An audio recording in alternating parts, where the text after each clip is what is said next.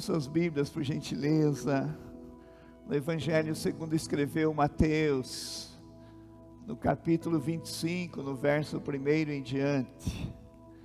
Glória a Jesus. Obrigado, Senhor. Temos pessoas nos visitando de Cunhaporã, Curitiba, Jaraguá do Sul, é isso? Jaraguá do Sul, que vocês levem essa chama ardendo do Espírito dentro de vocês para lá, e não se satisfaçam com menos.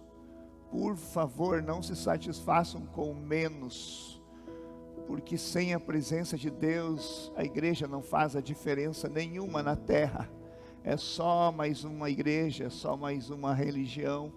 Se não tiver presença manifesta, é só alguém contando a história. Amém? Glória a Jesus. Os amados de Curitiba, meu Deus, é um especial, né? Eu te amo, Senhor, meu Deus. Hoje vamos amanhecer de novo. Aleluia, glória a Jesus. Mateus capítulo 25, verso 1 em diante, diz assim: o reino dos céus, pois, será semelhante a 10 virgens que pegaram suas candeias e saíram para encontrar-se com o noivo. 5 delas eram insensatas e 5 eram prudentes. As insensatas pegaram suas candeias, mas não levaram óleo consigo. As prudentes, porém, levaram óleo em vasilhas, juntamente com suas candeias.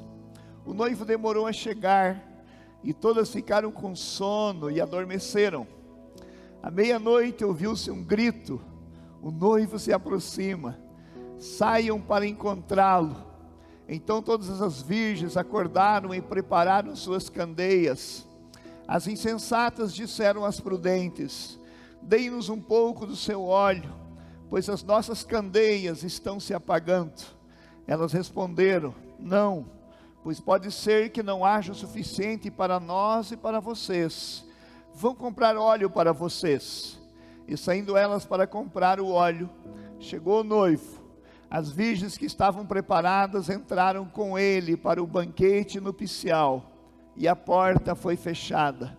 Mais tarde vieram também as outras e disseram: Senhor, Senhor, abra a porta para nós. Mas ele respondeu: a verdade é que não as conheço. E Jesus, terminando a parábola, se volta aos discípulos e conclui dizendo o seguinte: portanto, vigiem, porque vocês não sabem o dia e nem a hora. Amém? Sabe, queridos, existem 4 correntes teológicas que falam sobre a tribulação dos últimos dias, ou seja, 3 fala da tribulação dos últimos dias, e uma das correntes defende que o Apocalipse, essa tribulação é pretérito, já aconteceu. Aí existe a corrente teológica que fala da pré-tribulação, que Jesus volta, depois vem a tribulação.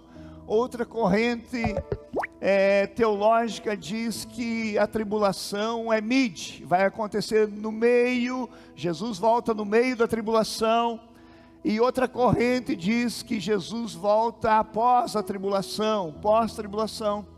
E existem bases para todas essas defesas, mas eu parei um pouco de me preocupar sobre isso. E já faz um bom tempo que eu não prego sobre a volta de Jesus, dizendo: vigiem, se preparem para vocês morar no céu. Porque Deus falou comigo: filho, eu quero que você olhe a parábola das 10 virgens e traga isso para a minha igreja. E nós já ouvimos tanto sobre essa parábola das 10 virgens, ouvimos tantas mensagens, e nós mesmos ministramos tantas mensagens sobre elas, e nós teólogos, uns defendem, dizendo que assim como 10, 5 subiu e 5 ficou. A gente falava, ou alguns ainda defendem, dizendo que somente 50% da igreja vai ser salva. O restante dos 50% vai ficar, aqueles que não estavam preparados. Eu particularmente não vou arriscar número, não vou falar sobre número, porque todas as parábolas falam de números, e eu prefiro acreditar na parábola das 100 ovelhas, aonde Jesus conta essa parábola, e ele diz que tinha 100, uma se perdeu, o pastor deixou as 99 e foi buscar a 60ª e trouxe, e todas foram salvas. Então esse número é melhor. Prefiro ficar com o número da mulher que tinha 10 dracmas e perdeu uma dentro da sua casa, e varreu, limpou a casa, chamou aquela diarista querida que arreda tudo, e ela achou a dracma perdida. Então as 10 foram alcançadas, sabe? Porque de repente também a parábola do pai amoroso, ou do filho pródigo, ou o pai amoroso que tinha 2 filhos perdidos, um dentro de casa e outro fora, que também é outra parábola. E se nós fôssemos pensar, era um pai muito amoroso, é um pai perfeito, e Jesus falava que esse era Deus, o pai amoroso. Um filho estava perdido na esbórnia, um dia voltou e foi salvo, mas o outro filho estava perdido dentro de casa, pela religiosidade morta e vazia. Ele tinha 2 filhos perdidos, então de 100%, e 100% estavam perdidos. Um voltou e se recuperou. O religioso, a história não conta se ele veio, se ele sentou no banquete, ou se ele ficou sentido, contabilizando os feitos. Sabe aquele religioso que obedece todos os rituais, que tudo que ele faz na igreja ele contabiliza, pensando que isso vai dar crédito para ele, e de repente ele descobre que o pai amoroso, ele não contabiliza débito com o filho pródigo que volta, mas também não contabiliza crédito com o religioso que está dentro de casa, que não tinha comunhão com o pai, que não sabia que era filho e se sente como escravo, porque ele diz: eu tenho trabalhado como escravo todos esses anos contigo. Então ele não conhecia sua identidade de filho, muito menos do seu pai, e ele pede um cabritinho para comer, um miserável, e não com o pai, para ter comunhão com o pai. Ele queria com os amigos, mas era um mão de vaca, porque quando o pai dividiu a herança, dividiu para os 2, deu para os 2, de repente o cara guarda todo o dinheiro dele, e não compra nenhum cabrito. Então eu não gosto muito de números, de dizer, aqui 50% vai, 50% fica, mas o que me chama a atenção, queridos, nessa parábola, o contexto dessa história, no capítulo 24, Jesus entra no templo e dá uma olhada, e os judeus queriam um elogio, dizendo: que bela a igreja de vocês, que linda, puxa, que obra tremenda. Mas Jesus olhou assim e não fez muito daquela igreja, e disse: olha, não ficará pedra sobre pedra, que não será derribado. E eles não gostaram muito do que Jesus falou. Nós estamos num lugar aqui muito modesto, mas imagina Jesus entrar aqui e falar assim: magrão, puxa vida, dá uma melhorada, que horrível esse lugar, acho que eu ia ficar sem graça. Imagina os judeus, o templo era o símbolo religioso deles, aonde antigamente, muito antigamente, Deus se manifestava, porque nos últimos 450 anos Deus não vinha mais. Eles mataram os profetas, não tinha mais profecia, e aí Deus não se manifestava mais, e Jesus fala: olha, não ficará pedra sobre pedra.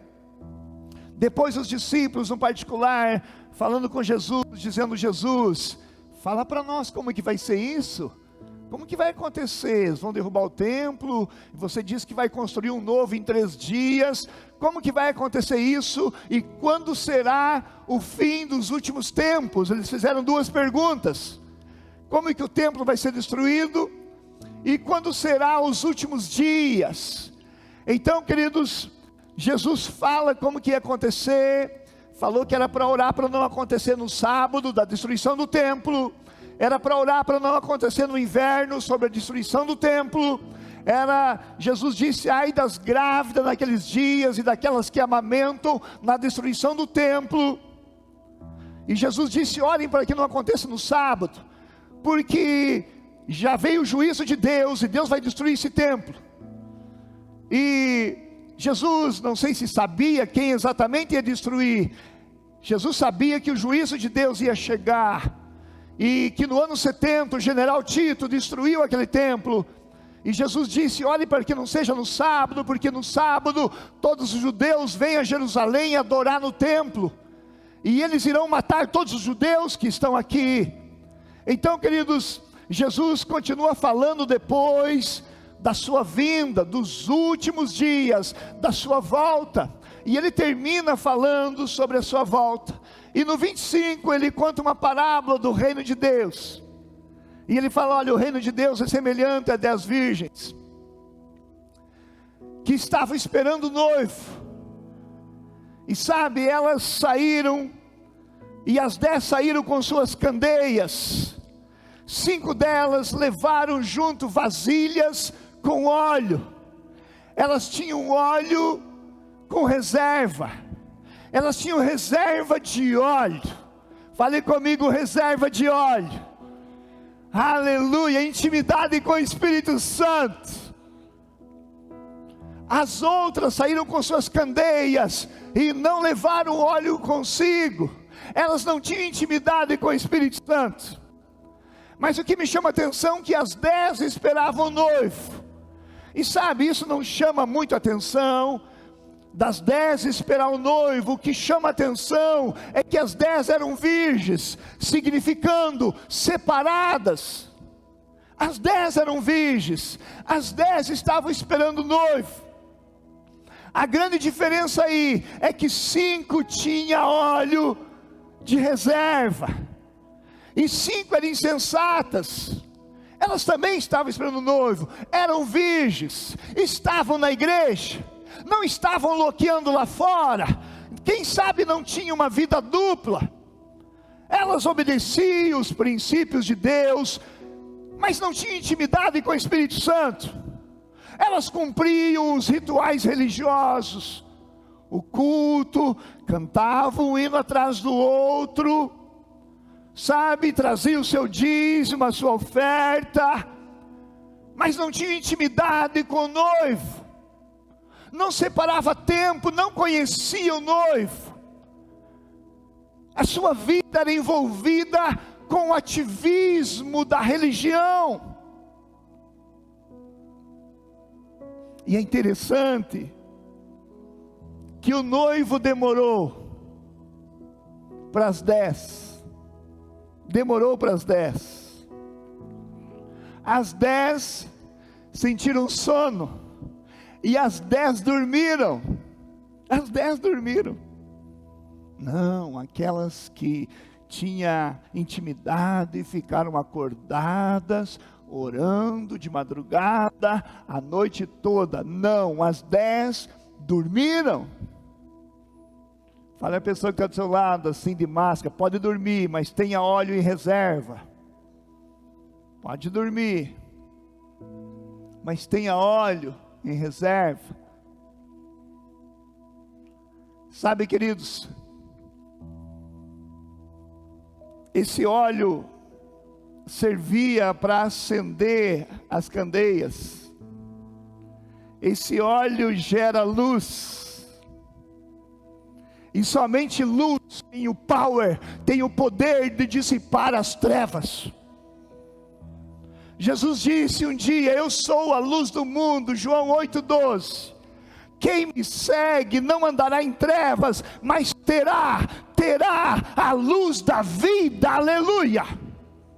E as pessoas olhavam para ele e diziam: puxa, ele é a luz, E ele disse que quem segue a ele terá a luz da vida. E um dia ele chamou os piazinhos dele, que seguiu ele por muito tempo, e disse: lembra que eu falei que eu sou a luz do mundo, e quem me segue terá a luz da vida, e não andará em trevas. Até hoje vocês andavam atrás de mim, porque eu sou a luz, e aonde eu ia vocês iam atrás, e eu dava direção para vocês, e eu fazia milagres. Mas hoje eu quero passar da minha luz para vocês.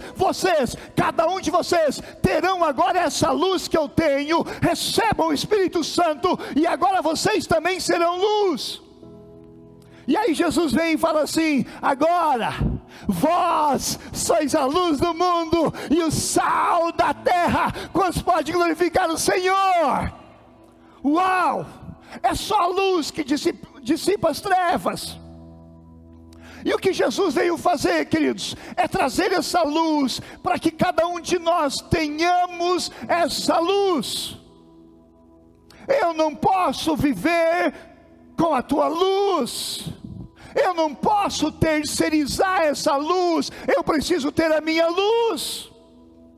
É por isso que Jesus disse que nós seríamos templo de Deus e habitação do Espírito Santo, porque o Espírito Santo é essa luz que nos guia em toda a verdade, aleluia.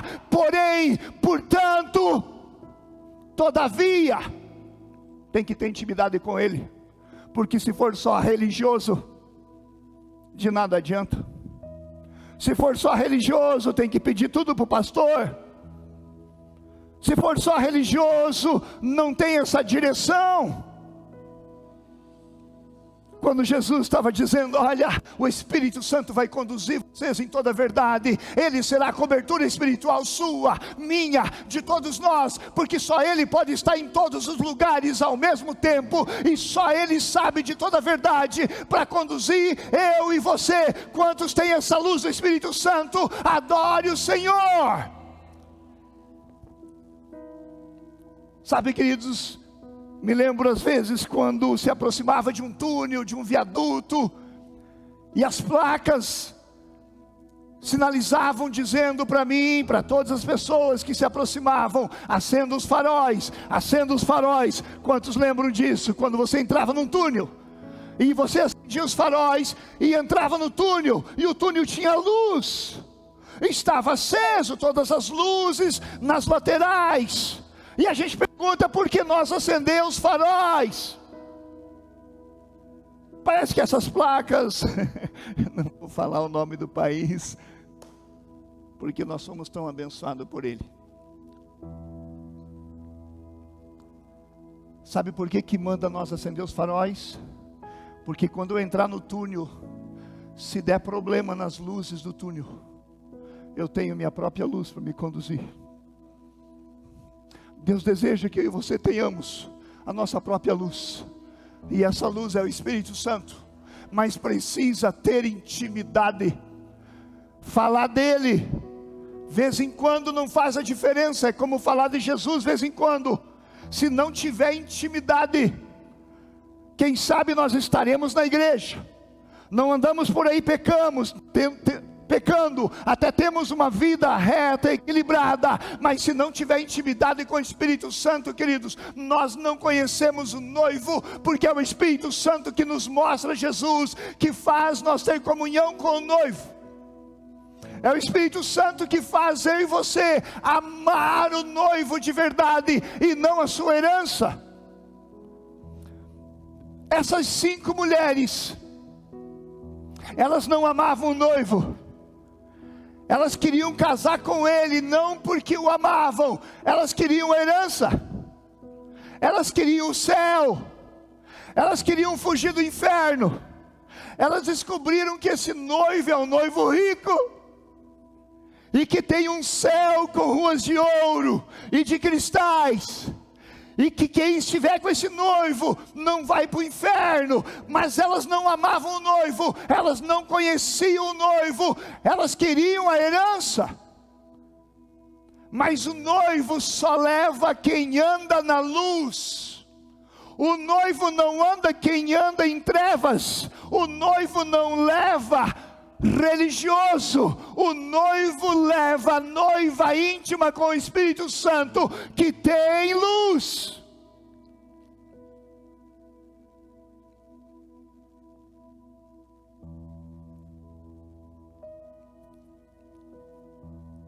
Sabe o que me assusta?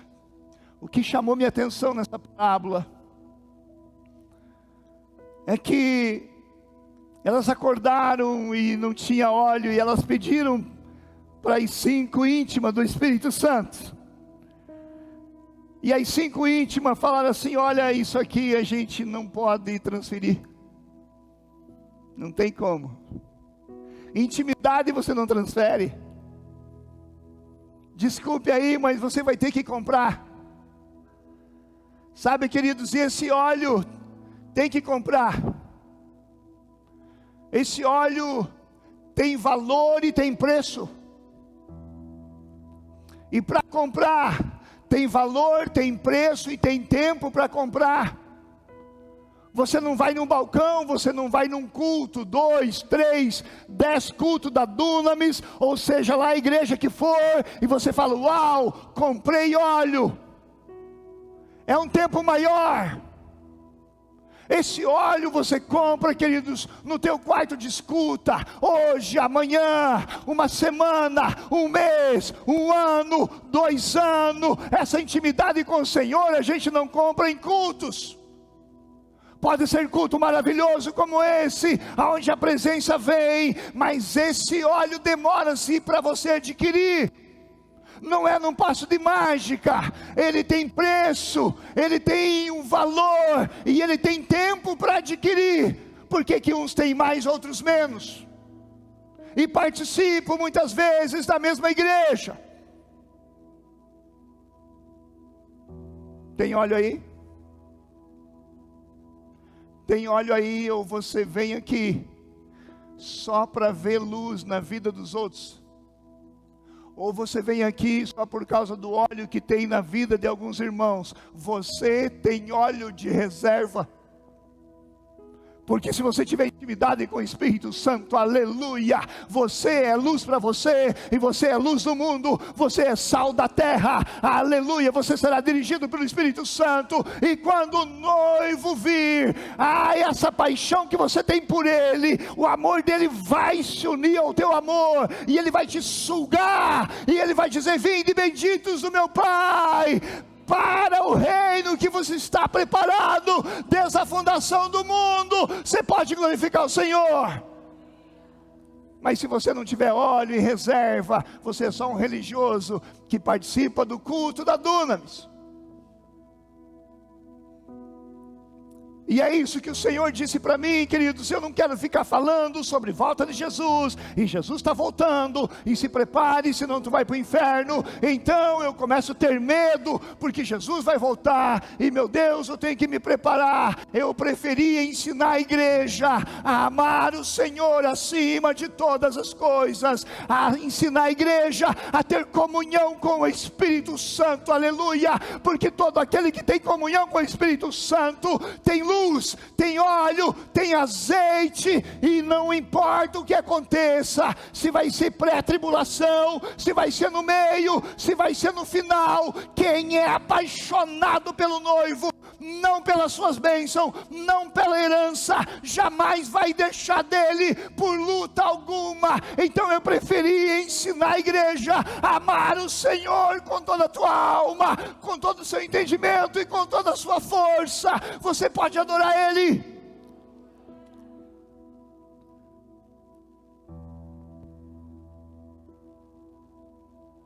Elas foram comprar. As noivas que estavam na luz, porque esse Jesus não leva a noiva que está nas trevas. Ele não sabe na verdade como é que ela está no escuro. Você aí que casou com uma nena, você recebeu ela no escuro, casou com ela no escuro, aí acordou de manhã e você foi ver, e aconteceu como Jacó, que foi embriagado na hora do seu casamento, e o seu sogro Labão, em vez de dar ele Raquel, deu Lia, a filha mais velha. vesga de um olho, ele bêbado casou com ela, dormiu com ela, quando acorda de manhã sóbrio, tentou olhar aquela coisa linda, Raquel, ele abre o olho, e em vez de ele falar oi, ele fala ui, o que é isso? Tu acha que Jesus vai levar a noiva que está em trevas? Não leva. Pode ser virgem, pode estar esperando, mas não leva.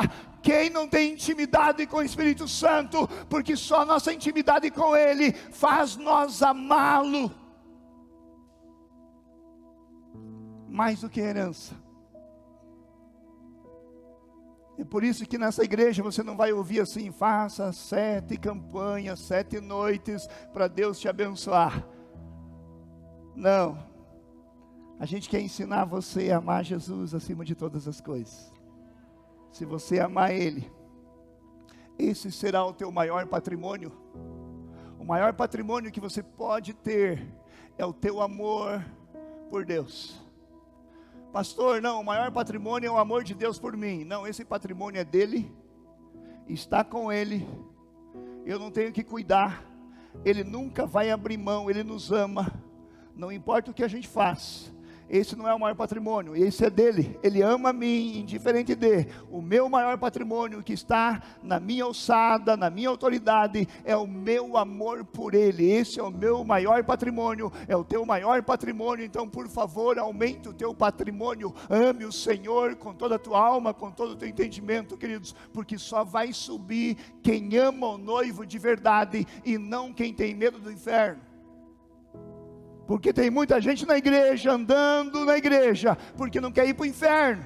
Uau, eu também não quero ir, nenhum de nós queremos ir. Mas se nós estiver com Ele, para não ir para o inferno, a gente não ama Ele, a gente quer usar Ele como um meio, para um fim que nós desejamos, mas Ele é o fim em si mesmo. Quem chegou nele, chegou aonde tinha que chegar. Ele é o que mais tem valor para mim e para você. Você pode adorar Ele.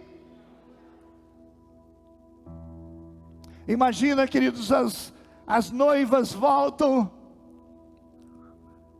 e elas chegam e falam assim: noivo, aonde está você? Nós não podemos ficar sem ti, nós te amamos. Quem pisou no Santo dos Santos não consegue ficar sem a tua presença. Onde você está? Foi isso que as noivas falaram? Não foi. Sabe o que elas falaram? Noivo, abre a porta, a gente quer herança. A gente ficou sabendo que existe um céu. Elas não pediram por ele, porque o interesse delas não era o noivo, era a herança. Ninguém vai para lá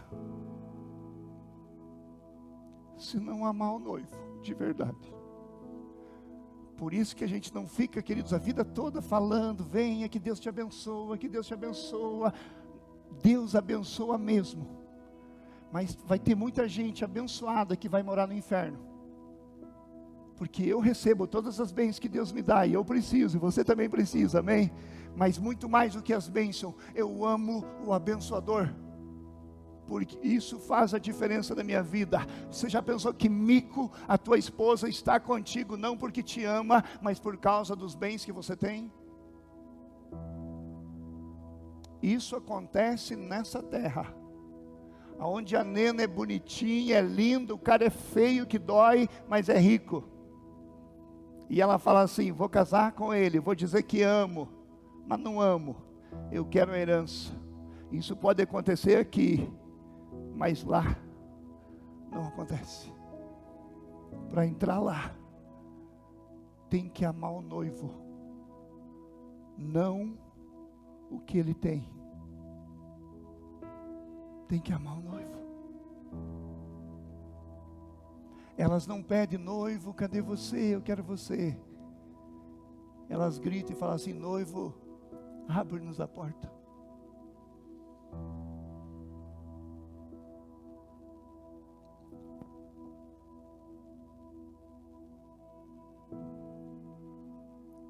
imagino o noivo falando assim: por que vocês querem que eu abra a porta? Noivo, eu não quero ir para o inferno, eu quero morar no céu. Eu sei, eu conheço o coração de vocês. Eu vi que vocês iam na igreja só por interesse naquilo que eu posso dar, não por aquilo que eu sou. Eu conheço vocês. Mas noivo, nós somos virgens. Nós estava te esperando. Sim, só pensando na herança. Mas vocês não me amavam.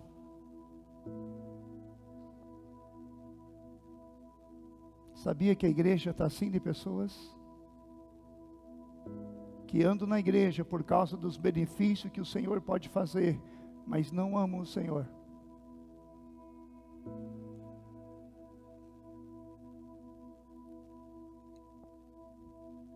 E olha a resposta terrível do noivo para elas.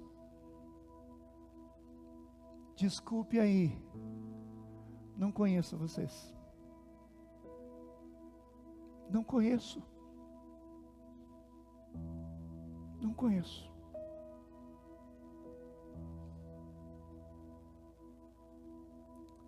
Sabe quem ele conhece? Os íntimos. Aqueles que têm intimidade com o Espírito Santo. Aqueles que não aceitam só ver o outro ungido, mas busca para si unção e presença. Em luz própria. Quem tem intimidade com o Espírito Santo.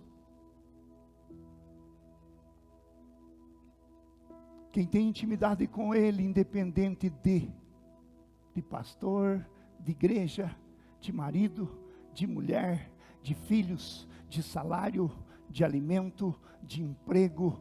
Quem tem intimidade com Ele, independente de. Mas quem sabe elas podiam indagar Jesus e falar assim: mas noivo, e a tua graça? Porque nós somos salvos pela graça, não pelo que nós fazemos. E ele pode falar assim: pois é, minha graça, né? A minha graça é poderosa para capacitar as pessoas a ter intimidade comigo. Mas vocês querem usar ela como airbag? Só na última hora, assim, explodiu o airbag e me salvou. A minha graça, sim, é ela que basta. Mas a vida toda ela teve à disposição de vocês e vocês não valorizaram. Agora na última hora quer que funcione como airbag?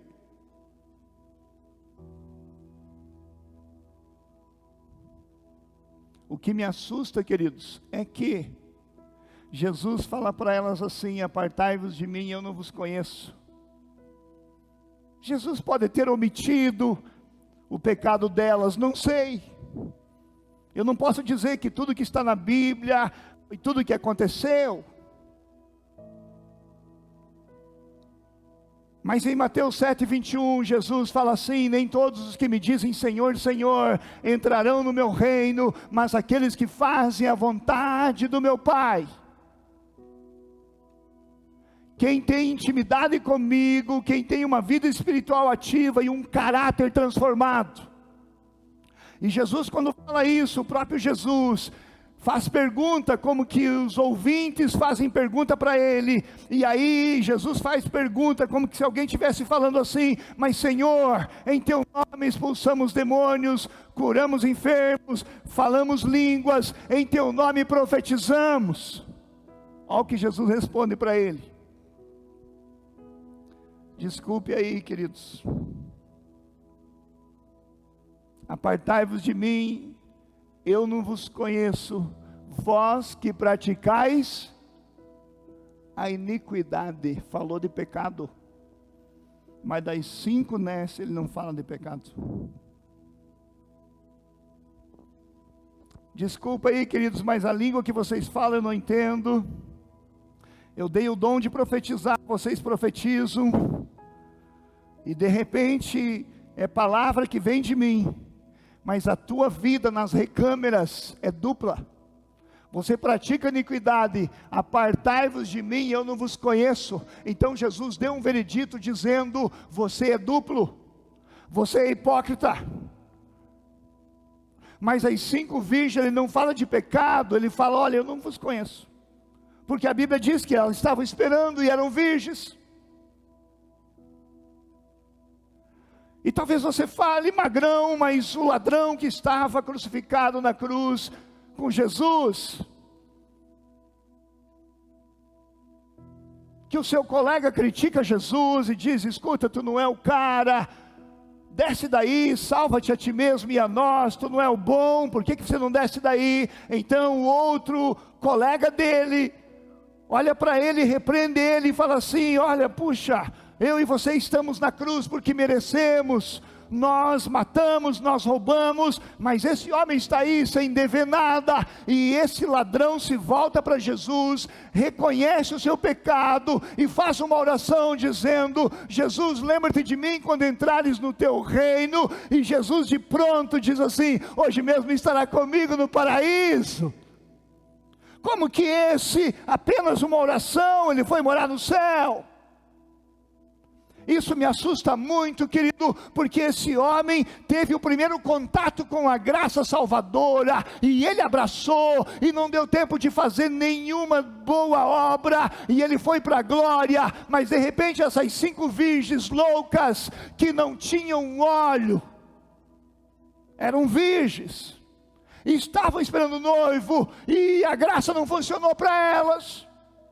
Isso me assusta, porque às vezes eu entendo que pessoas desviadas, pessoas que conhecem a graça, que se distanciaram do Senhor e estão vivendo longe, ou mesmo desviado dentro da igreja, quem sabe estão pensando que na última hora ele se arrepende. Mas não funcionou com as 5. Não funcionou. Não funcionou. Não funcionou.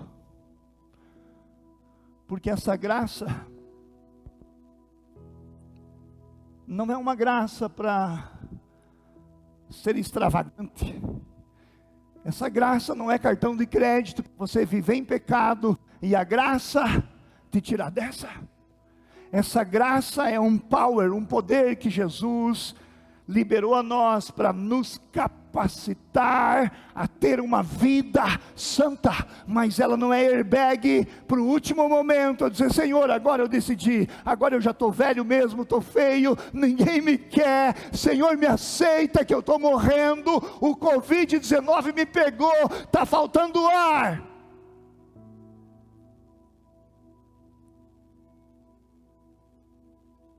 É perigoso ele falar assim: desculpe, não te conheço. Mas Senhor, o meu pai é pastor. Conheço. Mas é possível também. Senhor, o meu pai é pastor. Também não conheço. Porque é possível estar aqui posando de bonito para todos vocês,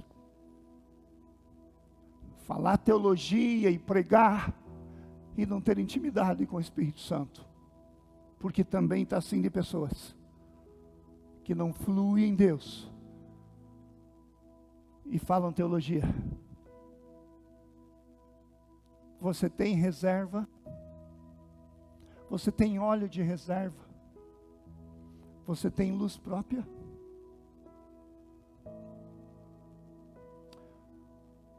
Ou eu estou andando na sombra de quem tem? Ah, ele tem luz. Jesus tem luz para mim e para você. Só essa luz pode nos conduzir em toda a verdade.